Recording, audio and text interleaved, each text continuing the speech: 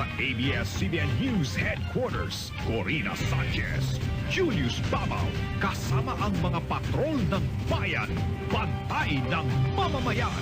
Ito ang TV Patrol! Ito ng Ninoy Aquino International Airport sa pagdating ng bida ng Meteor Garden na si Daoming Su o si Jerry Yan. May report si Catherine De Castro, Patrol ng Bayan. Halos walang pinagkaiba sa state visit ni US President Bush ang paghahanda ng NAIA sa pagdating ni Jerry Yan. May sariling landing area, nakakordon ang buong tarmac. Parang mga Secret Service kung umasta ang kanyang mga bodyguard. Media lang ang pinayagan lumapit kay Jerry. Maraming empleyado ng NAIA ang nadismaya. Alas 12:08 ng tanghali nang dumating ang PR Flight 897 galing Taipei. Hindi pa man bumaba sa eroplano, nagwawala na ang mga taong nag-aabang. At nang masilayan na nila si Jerry Yan, hindi na kontrol ng airport security ang mga empleyadong nakalusot. Sa lakas ng buhos ng ulan, hinatid na lang ng sasakyan si Jerry sa nag-aabang na helicopter.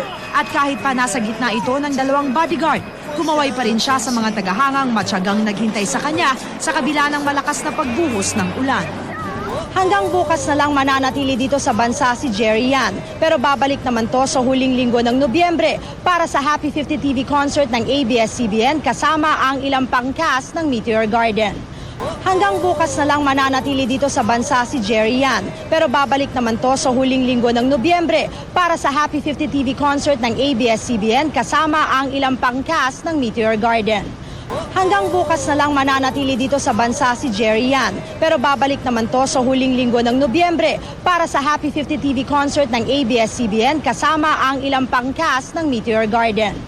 Hanggang bukas na lang mananatili dito sa bansa si Jerry Yan. Pero babalik naman to sa huling linggo ng Nobyembre para sa Happy 50 TV concert ng ABS-CBN kasama ang ilang pang cast ng Meteor Garden.